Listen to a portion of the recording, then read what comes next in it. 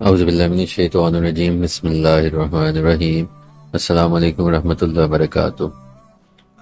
ویسے تو قرآن پاک پورے کا پورا بڑا بڑا ہے، اس کی عظمت بیان کرنا ہمارے بس کی بات نہیں ہے۔ اس کے لیے اللہ تعالیٰ نے اپنے نبی بھیجے، اور بڑے سارے اسلاف آج تک ہم دیکھتے ہیں کہ ان کے تراجم بھی کر رہے ہیں، اس پہ تفاسیر بھی لکھ رہے ہیں۔ ایک ایسا سمندر ہے کہ جس کے اندر ایک غوطہ زن جب جاتا ہے تو وہ ایک بہت بڑا موتی بھی لے کے آ جائے تو وہ یہ کلیم نہیں کر سکتا کہ یہ میں اس پورے سمندر کا سب سے بڑا موتی لے کے آیا۔ اس کی مثال ایسی ہے کہ ایک موتی آ جائے گا سمندر میں سے، لیکن جب اگلا بندہ جائے گا وہ اس میں سے غوطہ زنی کرے گا تو عین ممکن ہے وہ اس سے بڑا اور بہتر موتی ایک لے کے آ جائے۔ یہی قرآن پاک کا ایک اعجاز بھی ہے اور اس کا معجزہ بھی ہے کہ آنے والے وقت میں جو وقت اور علوم کھلتے جاتے ہیں، اس کے اندر سے نئے حقائق ہمارے سامنے آتے جاتے ہیں۔ تو میں جو آج ایک بات آپ کے ساتھ شیئر کرنا چاہ رہا ہوں یہ ہے کہ قرآن پاک جیسی عظیم کتاب ہمارے پاس موجود ہے، اس کو سیکھنا کتنا ہی ضروری ہے۔ اب ظاہری بات ہے ہم سیکھیں گے تبھی ہم اس پہ عمل بھی کر پائیں گے۔ تو قرآن پاک پر عمل باعث نجات ہے، یہ ہم کہہ سکتے ہیں۔ اس کے بارے میں ایک بڑی ہی پیاری حدیث، ویسے تو ساری حدیث ہی پیاری ہیں لیکن یہ میرے دل کے بڑے قریب گزری جب میں نے اس کو پڑھا۔ تو یہ حدیث شریف ہے 2138، اس کا نمبر ہے۔ یہ جامع ترمذی کے اندر بھی ہے اور مشکوت شریف کے اندر بھی ہے۔ میں اس کا ترجمہ آپ کے سامنے بیان کرتا ہوں، اور اس کے راوی حضرت علی رضی اللہ تعالیٰ عنہ ہیں، اہل بیت میں سے ہے، بڑے جید صحابہ ہیں، اور بڑی اعلیٰ جو ہے ان کی تعلیم۔ آپ کے بارے میں تو حضور پاک صلی اللہ علیہ وسلم نے فرمایا کہ میں علم کا شہر ہوں اور علی اس کا دروازہ ہے۔ تو حضرت علی سے یہ راوی ہے، وہ کہتے ہیں کہ میں نے آپ صلی اللہ علیہ وآلہ وسلم کو فرماتے ہوئے سنا، سن لو ان قریب فتنے پیدا ہوں گے۔ میں نے عرض کیا اللہ کے رسول، ان سے بچنے کا کیا طریقہ ہے؟ تو یہاں رک کے میں آپ کو ان کا جو بھی ہمارے اہل بیت تھے، جو بھی اصحاب تھے، صحابہ کرام تھے، ان کا طرز عمل میں آپ کو بتانا چاہتا ہوں، جو کہ یہاں پہ ایک ہڈن بات ہے۔ وہ یہ ہے کہ جب بھی کوئی ایسی چیز جو کہ بڑی ہی غیر معمولی پائے کی ہوتی تھی، مصیبت کا درجہ رکھتی تھی، جب آپ صلی اللہ علیہ وآلہ وسلم اس کی خبر دیتے تھے تو ان کا طریقہ کار یہ نہیں ہوتا تھا کہ ہم قرآن پاک کی کون سی صورت پڑھ لیں، کون سا ورد کر لیں، کون سا ایسا ہم بیٹھے بٹھائے گھر کے اندر ہی ایک عمل کر لیں تو ہماری نجات ہو جائے۔ تو ان کا طریقہ کیا ہوتا تھا کہ یہ پریکٹیکل چیزیں پوچھتے تھے کہ اس کے بچنے کا طریقہ کیا ہے، ہمیں عمل بتائیں کہ ہمیں پھر کرنا کیا ہے۔ تو آپ صلی اللہ علیہ وآلہ وسلم نے فرمایا اللہ کی کتاب یعنی قرآن پاک کی طرف اشارہ، اس میں سابقہ قوموں کے احوال ہیں اور مستقبل کے اخبار ہیں، خبر کی جمع اخبار ہیں۔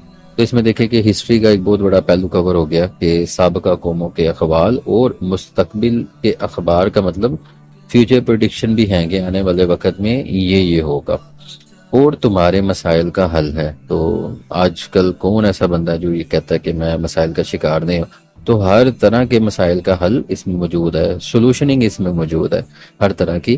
تو انسان کو نئے سرے سے برین سٹارمنگ کرنے کا اتنا موقع شاید نہ ہی ملے، وہ آلریڈی پہلے سے موجود ہے اس کے اندر مسائل کا حل، وہ فیصلہ کن ہے۔ تو اس کو ہم اپنے فیصلے کی بنیاد پہ بھی ایک میزان کے طور پہ بھی لوگوں کے سامنے پیش کریں گے کہ دیکھو جی اس کے عوض اس پہ بیسڈ آن دس بک ہمارے جو ہیں وہ فیصلے ہونے چاہیے، ہماری زندگی کے، ہمارے گھروں کے، ہمارے شادی بیاہ کے معاملات کے، پڑھائی کے، جاب کے، سب چیزوں کے جو فیصلے ہیں وہ اس کی بنیاد پہ ہونے چاہیے، بے فائدہ نہیں ہے۔ یعنی کہ جو بھی اس کو پڑھے گا ایسا ہو ہی نہیں سکتا کہ اس کو فائدہ نہ ہو، ضرور بالضرور اس کو فائدہ پہنچے گا۔ اور جس نے ازراہ تکبر اسے ترک کر دیا تو اللہ نے اسے ہلاک کر ڈالا۔ تو ہم بڑے سارے لوگ دیکھتے ہیں کہ اس پہ بس نظر سرسری سی دوڑا کے اور بڑا فخر سے کہہ رہے ہوتے ہیں کہ ہم نے پڑھ لیا جی، بڑی دفعہ پڑھا ہے، اس کے اندر اور کیا نئی بات ہے، بس پہلے نبیوں کی کہانی قصے ہیں۔ یہ اس وقت بھی لوگ کہتے تھے کہ یہ اساطیر الاولین ہے کہ پہلوں کی کہانیاں قصے ہیں۔ تو اگر کسی نے تکبر کیا اور کہا کہ میرے تو یہ پائے گی نہیں ہے، میں اس کو کیوں پڑھوں، تو اللہ تعالیٰ نے اس کو ہلاک کر ڈالا۔ جس نے اس کے علاوہ کسی اور چیز سے ہدایت تلاش کرنے کی کوشش کی تو اللہ نے اسے گمراہ کر دیا۔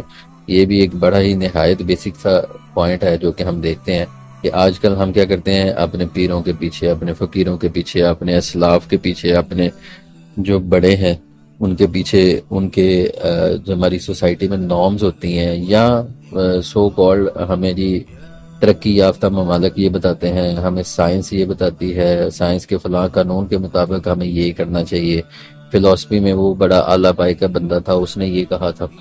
تو جو بھی اپنی زندگی میں اصول لے گا قرآن پاک کے علاوہ، تو یہاں پہ بتایا جا رہا ہے کہ ہدایت تلاش کرنے کی کوشش کرے گا تو اللہ تعالیٰ نے اسے گمراہ کر دیا، یعنی پھر وہ گمراہی کے راستے پہ، سیدھے راستے پہ نہیں، وہ اللہ کی مضبوط رسی یعنی وسیلہ ہے۔ اس کے بارے میں قرآن پاک کی آیت بھی ہے، وَاعْتَصِمُوا بِحَبْلِ اللَّهِ، کہ اللہ تعالیٰ کی رسی کو مضبوطی سے پکڑے رکھو۔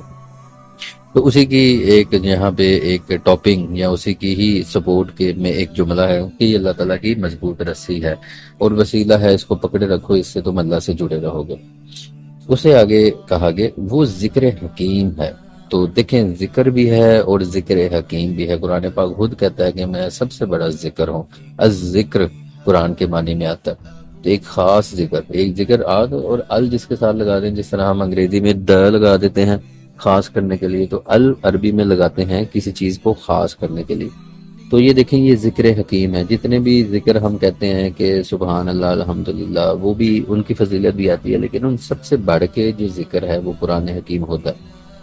اس سے آگے کہا کہ یہ صراط مستقیم ہے، جس کی ہم دعا بھی مانگتے رہتے ہیں اپنی نمازوں میں، اہدنا الصراط المستقیم، اور جس کے بارے میں ہمیں فردر بھی بتایا گیا سورہ نساء کے اندر کہ صراط مستقیم کون ہے اور انعام یافتہ لوگ کون ہے۔ سورہ نساء کی 69 نمبر آیت کے اندر ہے، اور جو اللہ اور رسول کی اطاعت کرے تو وہ ان لوگوں کے ساتھ ہوگا جس پر اللہ نے فضل کیا، یعنی انبیاء اور صدیقین اور شہداء اور صالحین۔ یہ کتنے ہی اچھے ساتھی ہیں، یعنی انعام یافتہ لوگ جو صراط مستقیم پر چلے۔